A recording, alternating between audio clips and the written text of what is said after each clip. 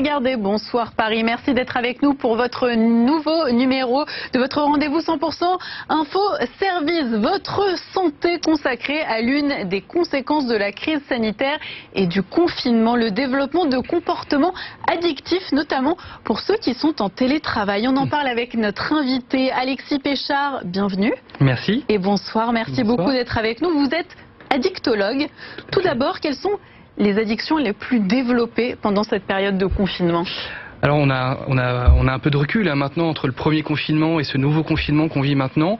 On a pu chez GAE Conseil faire 2 études qui nous ont, au-delà de notre pratique hein, auprès des entreprises, montré que ce sont en premier lieu la question de l'hyperconnexion aux écrans pour un usage professionnel ou un usage personnel, mais également la question ensuite du tabac qui arrive très rapidement derrière, puis l'alcool et le cannabis. Voilà vraiment ces 4 premières pratiques addictives qui sont les plus accrues aujourd'hui et accentuées par le télétravail et le confinement. Et vous avez pu donc interroger des franciliens. Est-ce qu'on a des chiffres précis sur ce thème?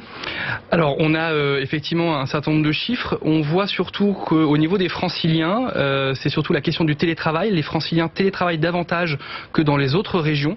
Et effectivement, ils sont plus à risque de développer des pratiques addictives, notamment ce qui concerne la question des écrans et également de l'addiction au travail, ce qu'on appelle le workaholisme, qui est une addiction plus accrue pour les franciliens.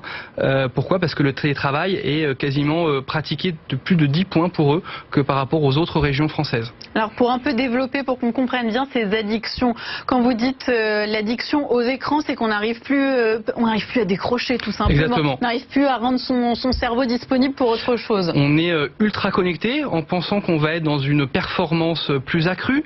On a cette logique de se dire qu'il faut être réactif sur les réseaux sociaux, qu'il faut être réactif sur ses mails. On est tout le temps en train de les regarder, vouloir répondre, mais en fin de compte c'est contre-productif. Pourquoi? Parce que on est omnibulé par ces sollicitations permanentes, des notifications et de tout ce qui arrive, au point qu'on va arriver à un moment donné dans un état d'hyper-stress, voire d'épuisement professionnel. Ce sont les conséquences. Exactement. Quand vous dites hyper-stress, ça peut être une tension qui grimpe, ça se ressent vraiment médicalement ensuite. Oui, exactement. Alors ça se manifeste parfois par des montées de l'anxiété, effectivement cet hyper-stress avec une montée sur le plan, ne serait-ce que sur le plan du rythme cardiaque. On va voir effectivement des personnes qui vont être plus à risque de développer des pathologies de ce type, jusqu'au point où ils vont arriver à un épuisement professionnel, développer des troubles du sommeil et avoir une tendance à vouloir gérer ces effets négatifs liés à l'hyperconnexion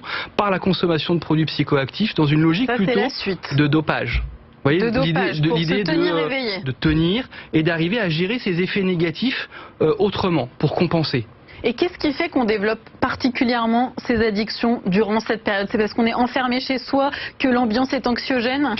Alors, oui, exactement. Vous avez employé un mot qui est très important, cette notion d'enfermement. Les addictions sont des maladies de l'enfermement. Elles coupent, elles isolent. On ne pense plus qu'à ça, on ne pense plus qu'à effectuer ce besoin. C'est plus un plaisir. Quand on est addict, c'est bien un besoin. On est dans quelque chose de compulsif. On a besoin de répondre physiologiquement à ce qu'il nous manque. Et donc aujourd'hui, tout est réuni. À la fois le contexte anxiogène sur le plan de l'épidémie, sur le plan social, sur le plan économique. Et l'isolement du fait du télétravail et du confinement. On a moins de relations sociales, donc de fait, on le sait, on est plus à risque. Et c'était déjà le cas en temps normal, hein. L'isolement social et l'ennui également, qui va être provoqué potentiellement par le confinement, parce que en télétravail, on peut avoir, on parle de surcharge, mais on peut parler également de sous-charge, des personnes qui vont être avec moins d'activité professionnelle, donc avec un ennui, et des personnes au chômage partiel aussi. Direct. Exactement, et moins de relations. Et le donc chômage partiel. Le chômage partiel, c'est quand même très important. Ça peut être quand même assez mal vécu, ce qui est tout à fait normal.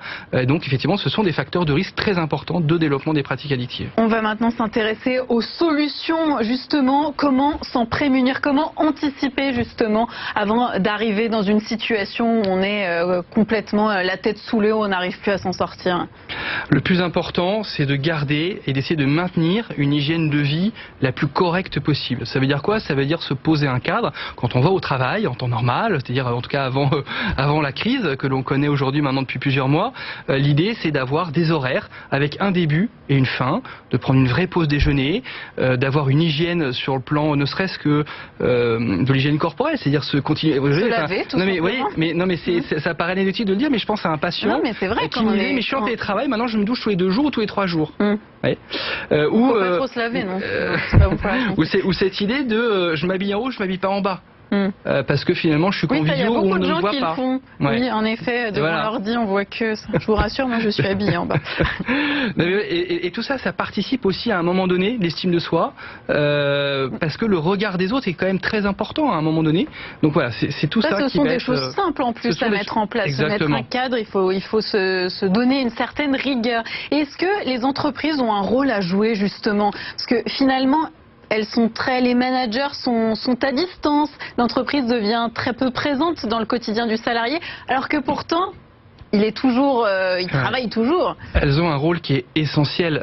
Et là encore, je pense à un salarié qui est en accompagnement depuis plusieurs mois au cabinet pour une problématique de dépendance à l'alcool et à la cocaïne, qui a extrêmement souffert du premier confinement. Pourquoi? Parce que pendant près d'un mois, lors du confinement, son manager direct n'a pas pris son téléphone une seule fois pour prendre de ses nouvelles, pour l'appeler, pour lui donner des objectifs. Donc qu'est-ce qui s'est passé? Il s'est mis à ruminer et à imaginer que parce qu'il avait un problème d'addiction qui était identifié, c'est une entreprise qui nous confiait ce salarié, se disait qu'il était sur la touche parce que le contexte économique faisait que ça allait être dramatique, et donc il a commencé à se construire un film, et c'était le serpent qui se mord la queue. C'est-à-dire, je me disais, mais je suis sur la sellette, donc à quoi bon essayer de m'en sortir? De toute manière, je vais me retrouver au chômage, quoi. Donc vraiment, les entreprises ont un rôle essentiel à aborder le sujet, maintenir autant qu'ils le peuvent un lien social en prenant des nouvelles, vraiment apporter un accompagnement important sur le plan du télétravail, rappeler des enjeux très importants sur la question de la déconnexion, des risques liés à l'hyperconnexion, à l'ensemble des pratiques IT d'une manière générale, bien sûr, en sensibilisant leurs salariés, en formant leurs managers pour qu'ils puissent bien télétravailler. Et quand on est dans une situation de détresse, vous avez justement parlé de ces dépendances à la drogue notamment, comment se faire aider? Parce qu'on peut aussi avoir honte et du coup se renfermer sur soi-même et pas vouloir en parler à ses employeurs évidemment. Justement, quelles aides vous recommandez pour s'en sortir gratuitement, anonymement? Alors, en premier lieu, vous avez un site qui est fabuleux, qui s'appelle Addicted, qui est accessible sur Internet, voilà, donc qui est pour tout le monde. Vous avez Addicted, le village des addictions, qui est pour le grand public. Et puis vous avez Addicted Pro pour les entreprises. Là-dessus, vous allez trouver plein de ressources. Vous allez trouver des autotests pour venir vous auto-évaluer et voir comment vous vous situez en fonction d'une pratique addictive. Vous allez trouver un forum sur lequel vous allez avoir des patients experts qui sont des anciens usagers pour échanger et vous sentir accompagné, soutenu par rapport à là où vous en êtes.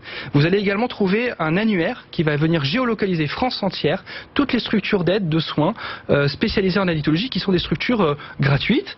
Je pense au XAPA, je pense aux consultations jeunes consommateurs, les numéros également, les numéros verts spécialisés en addictologie, Écoute Alcool et bien d'autres. Et puis vous allez également retrouver les lieux de consultation des professionnels en libéral. Donc là, pour le coup, il faut avoir une mutuelle pour être remboursé. Effectivement.